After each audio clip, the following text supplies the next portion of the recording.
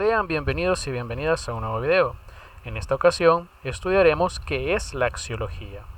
Este video es correspondiente al curso de Ética Jurídica Ciclo 2 2020 de la carrera de la licenciatura en Ciencias Jurídicas. Dicho video tiene como propósito estudiar de manera general una definición etimológica y filosófica de la axiología, estudiar el objeto de estudio de dicha disciplina, así como los diferentes elementos que esta disciplina contiene. Primeramente estudiaremos cuál es el origen etimológico de la palabra axiología. Para ello debemos remitirnos a los vocablos griegos como son la palabra axio, que traducida al castellano significa lo valioso o lo estimable, es decir, axio significa todo aquello que el ser humano considera o le da la característica de ser valiosa, deseable o estimable.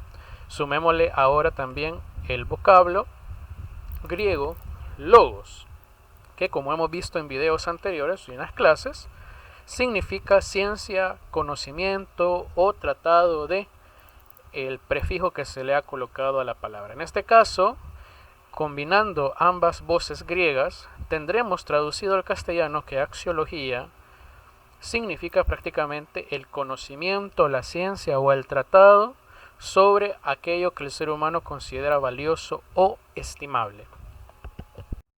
Como segundo punto, ahora realizaremos una definición de lo que es la axiología.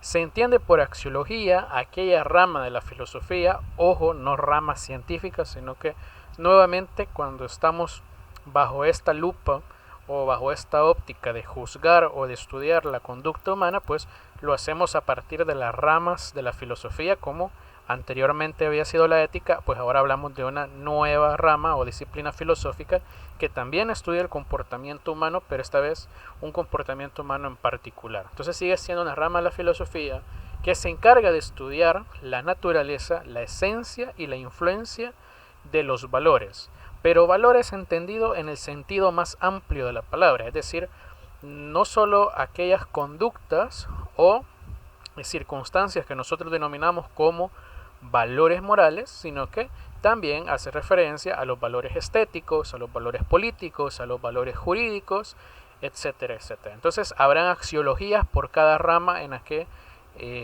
digámoslo así, se estudian los valores: axiología política, axiología jurídica, axiología sociológica, axiología estética, etc. Y bueno, en el caso particular que nos ocupa, también se estudiará esencia de los valores, pero igual la influencia que estas conductas o circunstancias o cosas que consideramos valiosas influyen en nuestro comportamiento como seres humanos. De igual forma, la axiología busca explicar las razones, los fundamentos o los motivos por los cuales nosotros los seres humanos calificamos a determinadas cosas, objetos o fenómenos de la realidad como valiosos, estimables o deseables. Y digámoslo así, en corrientes axiológicas más contemporáneas se busca estudiar también aquellas cosas, fenómenos u objetos de la realidad que no son deseables por el ser humano, sino todo lo contrario, son indeseables, no estimables o pues no recomendables de su realización.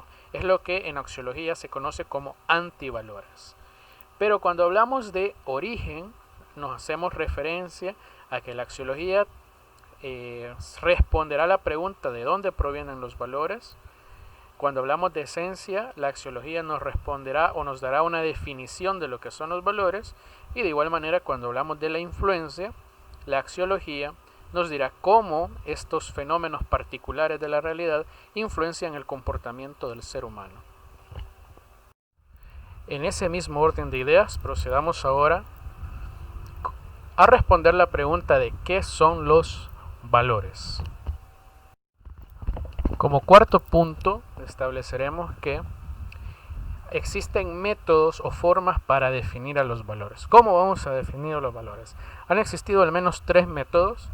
El primero de ellos ha existido o se ha producido cuando los axiólogos han comparado a los valores con las cosas, es decir, los valores poseen un elemento físico y se encarnan o se incorporan a las cosas del mundo exterior, como puede ser por ejemplo una escultura, una estatua, un metal precioso, etc. Entonces diremos que ahí, para algunos axiólogos, los valores son partes importantes o partes inherentes a las cosas físicas, a las cosas del mundo exterior. Otra teoría u otro método es establecer una definición de los valores a partir de creer que ellas son esencias, es decir, muy parecido a las ideas platónicas cuando veíamos en filosofía a la división bipartita que hacía Platón sobre la realidad, el mundo de las ideas y el mundo real o el mundo físico. Bueno, pues los valores pertenecerán a ese mundo de las ideas y los actos, conductas, objetos o fenómenos de la realidad que nosotros presenciamos en el mundo físico no serían nada más que reflejo de aquella idea de los valores que se encuentran en un plano diferente. Entonces, en ese caso, los valores se volverán entes ideales que nosotros los podemos entender como conceptos, definiciones e ideas.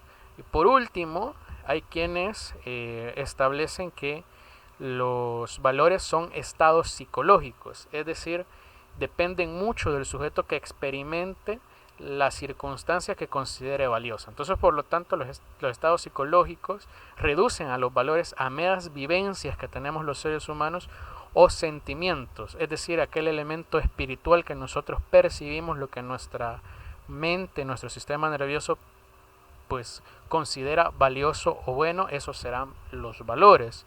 Como les digo, existen estas tres tesis para caracterizar los valores. Existe una cuarta tesis que es la más aceptada por la mayoría de axiólogos, que la veremos a continuación.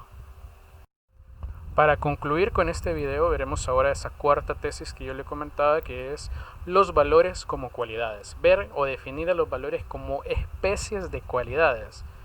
Y digámoslo así, de que los objetos, los fenómenos de la realidad, incluyendo dentro de ellos a las conductas que los seres humanos realizamos, pues poseen ciertas características o cualidades muy particulares. Primeramente se establecen las cualidades primarias, es decir, aquellos rasgos o aquellos atributos sin los cuales los objetos o fenómenos de la realidad no pueden existir. Piénsese, por ejemplo, en el agua, por ejemplo, que tiene dos cualidades primarias, que puede ser, y que es en realidad un átomo de hidrógeno y otros dos de oxígeno. Entonces esas son las cualidades primarias que posee el agua como un elemento compuesto. Eso sucede con muchos elementos de la realidad. Ahora bien, existen cualidades secundarias, que las cualidades secundarias son atributos que son sensibles, cualidades sensibles que forman parte del objeto, es decir, son aquellas circunstancias o aquellos atributos que poseen estos objetos o fenómenos de la realidad que son perceptibles para nuestros sentidos. Pongo por ejemplo, esta imagen que ustedes ven ante ustedes es lo que nosotros consideramos mármol en su estado puro. Entonces el mármol posee cualidades secundarias y cualidades primarias. Cualidades secundarias como puede ser su color, su textura, la forma en la cual se encuentra, todo eso forma parte de el mármol. Entonces pareciera ser que todos los objetos tienen esas cualidades primarias, lo que compone su esencia, o lo que diría Aristóteles son su esencia, y cualidades secundarias o materiales, que son las que Aristóteles denominaría como accidentes: colores, sabores, olores, tamaños, etcétera, etcétera. Sin embargo, los axiólogos establecen que existe una tercera cualidad, que son prácticamente las cualidades valiosas o las cualidades terciarias. Los valores serán definidos por estos axiólogos como especies de cualidades sui generis, es decir, cualidades diferentes a cualquiera de las anteriores, es decir, las primarias y las secundarias. Y son cualidades sui generis porque le agregan determinado potencial a el objeto o fenómeno de la realidad que estemos hablando. Sin embargo, estas cualidades, contrario de las anteriores, no son independientes. Estas cualidades terciarias, estos valores, no existen afuera de los objetos o de los fenómenos de la realidad. Existen porque existen objetos y fenómenos de la realidad. Por lo tanto, los valores se adentran o se encarnan en estos objetos de la realidad. Pero ese procedimiento mediante el cual los valores se introducen dentro de los objetos, que son sus portadores, se hace o sucede siempre cuando el objeto entra en relación con el ser humano, quien es al final de cuentas quien le da la característica de ser valioso. Piénsese, por ejemplo, en una escultura de mármol. El mármol, como habíamos visto, tenía cualidades primarias y secundarias. Sin embargo, cuando el ser humano ya interviene en la producción de una obra artística a través del mármol, el mármol ahora posee una tercera cualidad, una cualidad sugénesis no independiente, es decir, no la tenía en su estado natural, sino que ha dependido necesariamente del objeto, en este caso es la escultura, y de la mano del hombre o del ser humano para crearse o para encarnarse en este objeto. Entonces diremos que esa cualidad terciaria para el caso en concreto que tenemos acá es precisamente el valor de la belleza. El mármol por sí mismo no es bello, pero cuando ya interviene la mano del ser humano para convertirla en algo diferente, en una expresión artística, se encarna en ese objeto ya el valor belleza.